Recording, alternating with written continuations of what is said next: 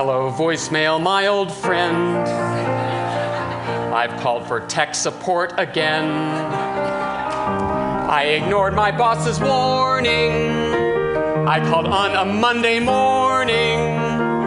Now it's evening and my dinner first grew cold and then grew mold. I'm still on hold. I'm listening to the sounds of silence.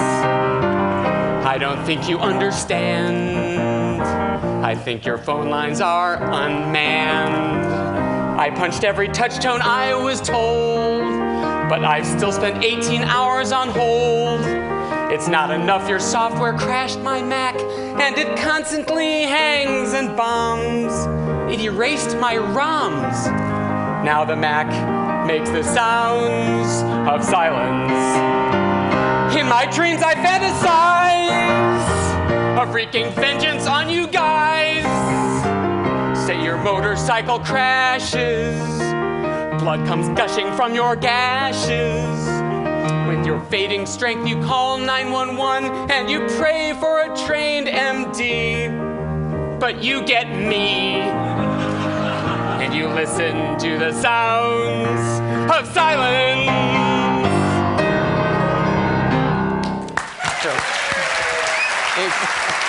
Good evening and welcome to Spot the TED Presenter who used to be a Broadway accompanist. Okay. When I was offered the Times column 6 years ago, the deal was like this. You will be sent the coolest, hottest, slickest new gadgets. Every week it'll arrive at your door. You get to try them out, play with them, evaluate them until the novelty wears back before you have to send them back, and you'll get paid for it. You can think about it if you want. So I've always been a technology nut, and I absolutely love it. The job, though, came with one small downside, and that is they intended to publish my email address at the end of every column. And what I've noticed is, first of all, you get an incredible amount of email. If you ever are feeling lonely, get a New York Times column, because you will get hundreds and hundreds and hundreds of emails. And the email I'm getting a lot today is about frustration. People are feeling like things... Okay, I just had an alarm come up on my screen. Lucky you can't see it. People are feeling overwhelmed. They're feeling like it's too much technology, too fast. It may be good technology, but I feel like there's not enough of the support structure. There's not enough help. There's not enough thought put into the design of it to make it easy and enjoyable to use. One time I wrote a column about my efforts to reach Dell technical support, and within 12 hours, there were 700 messages from readers on the feedback boards on the Times website from users saying, "Me too, and here's my tale of woe." I call it software rage. And man, let me tell you, whoever figures out how to make money off of this frustration will... Oh, how'd that get up there? Just kidding.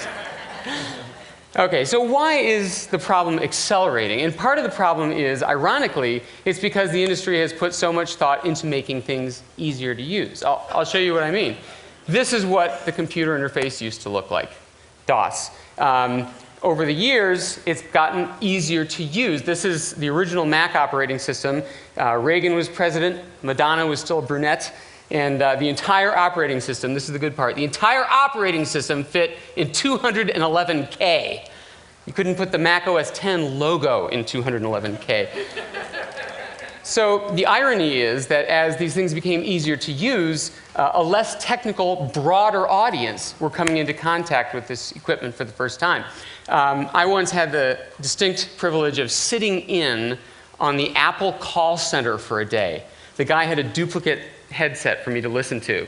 And the calls, you know how they say your call may be recorded for quality assurance?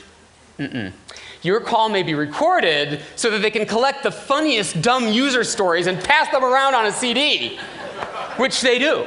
And I have a copy. It's in your gift bag. No. With your voices on it. So some of the stories are just so classic and yet so understandable. A woman called Apple to complain that her mouse was squeaking, making a squeaking noise. And the technician said, "Well, man, what do you mean your mouse is squeaking?" She said, "All I can tell you is that it squeaks louder the faster I move it across the screen." And the technician's like, "Ma'am, you've got the mouse up against the screen? She goes, well, the message said, click here to continue. So, well, if you like that one, how much time we got? Another one, a guy called, this is absolutely true, his computer had crashed, and he told the technician he couldn't restart it no matter how many times he typed 11. And the technician said, what? Why are you typing 11? He said, the message says, error, type 11.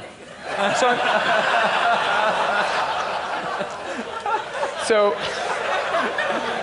we must admit that some of the blame falls squarely at the feet of the users. But why is the technical overload crisis, the complexity crisis, accelerating now?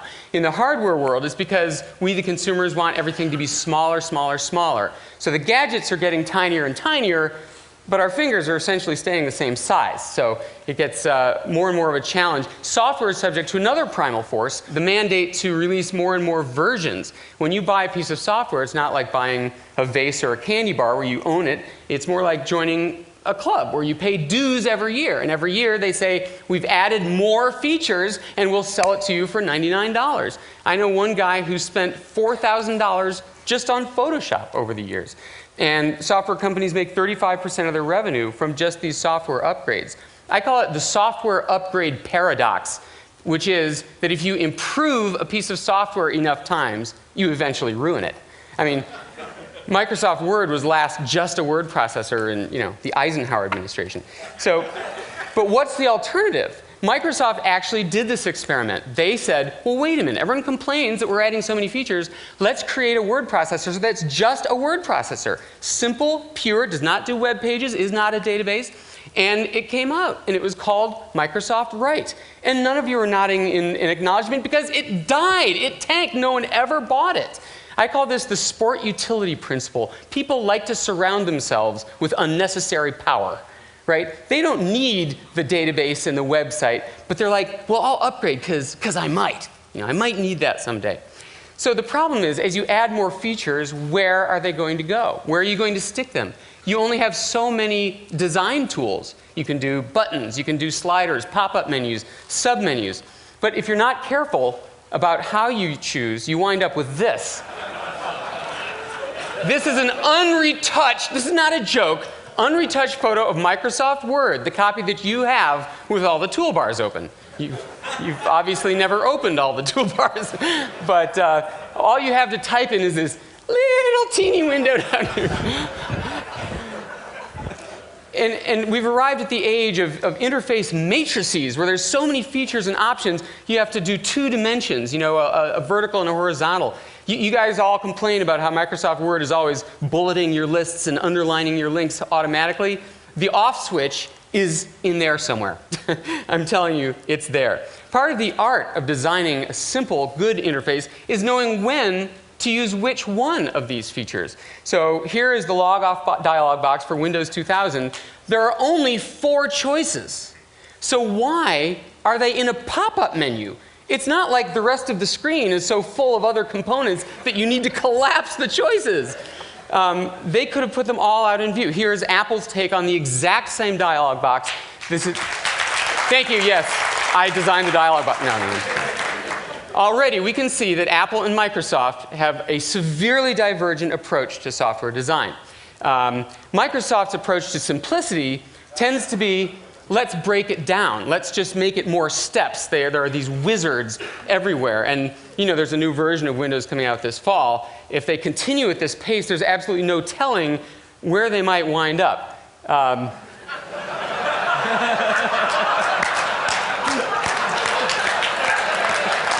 Welcome to the type a word wizard. Okay, I'll bite. Let's click next to continue.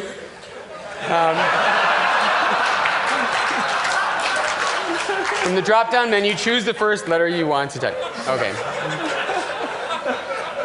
So there is a limit that we don't want to cross. So what is the answer? How do you pack in all these features in a simple, intelligent way?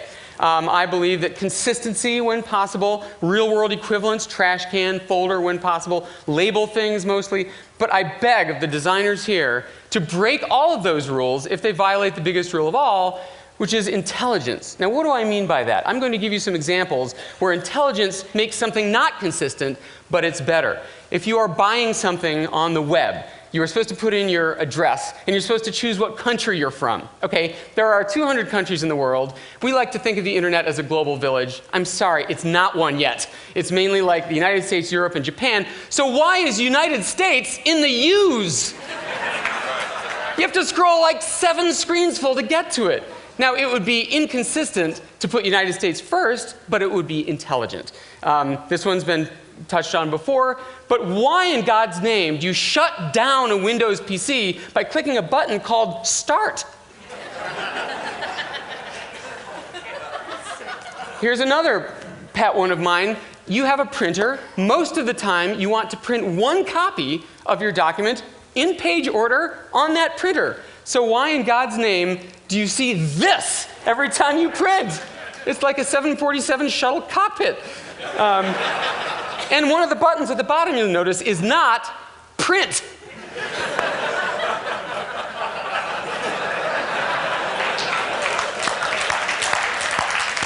Now, I'm not saying that Apple is the only company who has embraced the cult of simplicity. Palm is also, especially in the old days, wonderful about this. I actually got to speak to Palm when they were flying high in the 90s. And after the talk, I met one of the employees. He says, "Nice talk." And I said, "Thank you. What do you do here?" He said, "I'm a tap counter." I'm like, "You're a what?" He goes, "Well, Jeff Hawkins, the CEO, says if any task on the Palm Pilot takes more than 3 taps of the stylus, it's too long, and it has to be redesigned. So I'm the tap counter." So I'm going to show you an example of a company that does not have a tap counter. This is Microsoft Word. Okay, when you want to create a new blank document in Word, it could happen.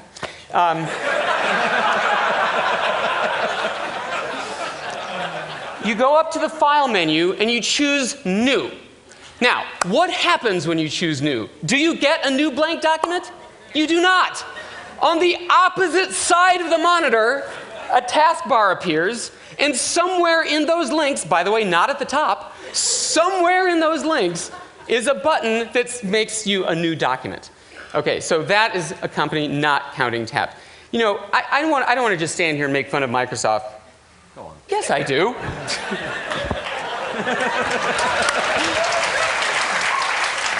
The Bill Gates song.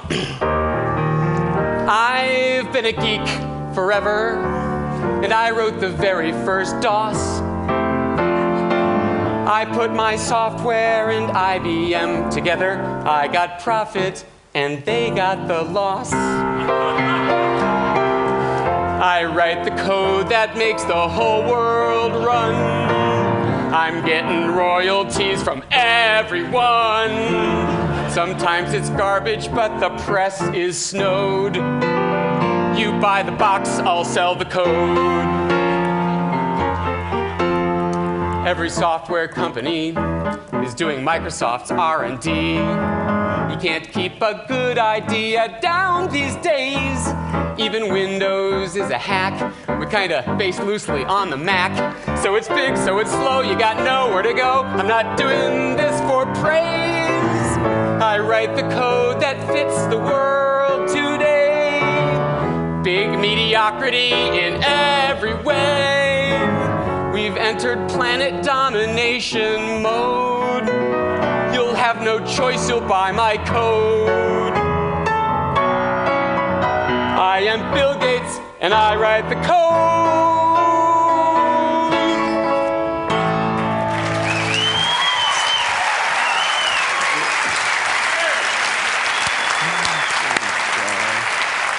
But actually, I believe there are really 2 Microsofts. There's the old one responsible for Windows and Office. They're dying to throw the whole thing out and start fresh, but they can't. They're locked in because so many add-ons and other companies' stuff locks into the old 1982 chassis. But there's also a new Microsoft that's really doing good, simple interface designs. I like the Media Center PC. I liked the Microsoft Spot Watch. The wireless watch flopped miserably in the market, but it wasn't because it wasn't simply and beautifully designed. Let's put it this way. Would you pay $10 a month to have a watch that has to be recharged every night, like your cell phone, and stops working when you leave your area code? So The signs might indicate that the complexity crunch is only going to get worse. So is there any hope? The screens are getting smaller. People are eliminating putting manuals in the boxes. Things are coming out at a faster pace. It's funny, when Steve Jobs came back to Apple in 1997 after 12 years away, it was a Macworld Expo, he came to the stage in that black turtleneck and jeans, and he sort of did this. The crowd went wild, but I had just seen, I'm like, where have I seen this before? I had just seen the movie Evita with Madonna, and I'm like, you know what, I got to do one about Steve Jobs.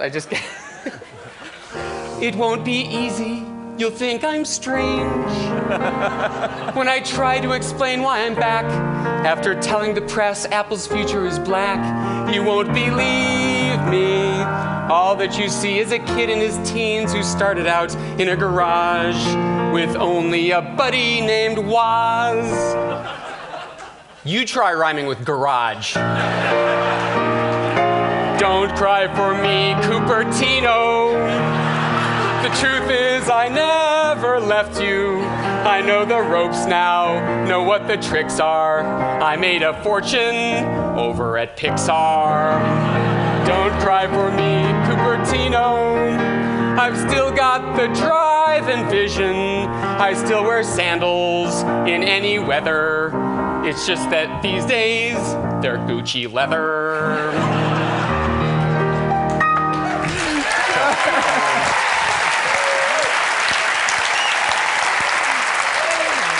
Thank you.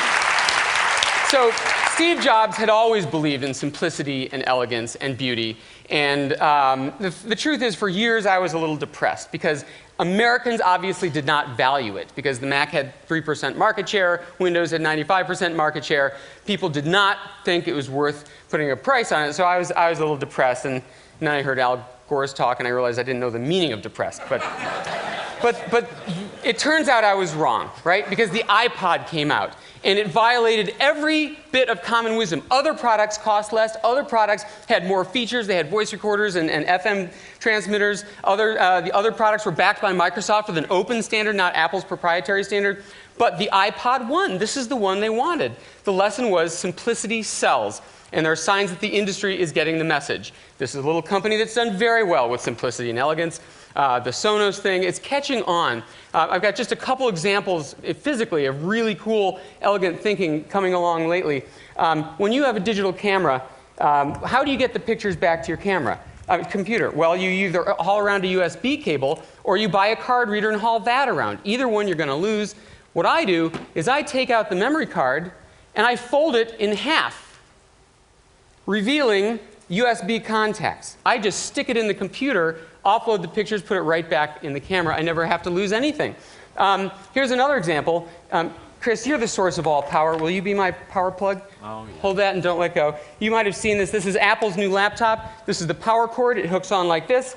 And I'm sure every one of you have done this at some point in your lives, or one of your children.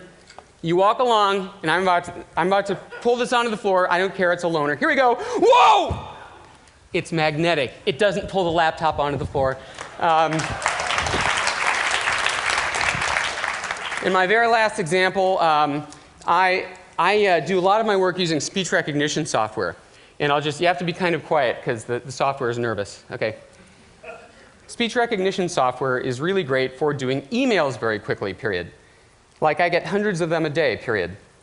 And it's not just what I dictate that it writes down, period. I also use this feature called voice macros, period. Correct, dissuade. Not just. Okay, this is not an ideal situation because it's getting the echo from the hall and stuff, but the point is I can respond to people very quickly by saying a short word and having it write out a much longer thing. So if somebody sends me a fan letter, I'll say, thanks for that.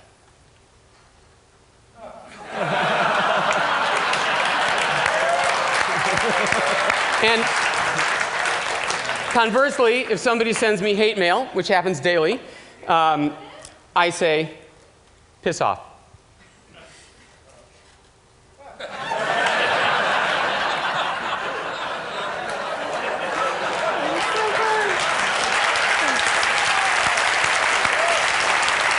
So that's my dirty little secret. Don't tell anyone.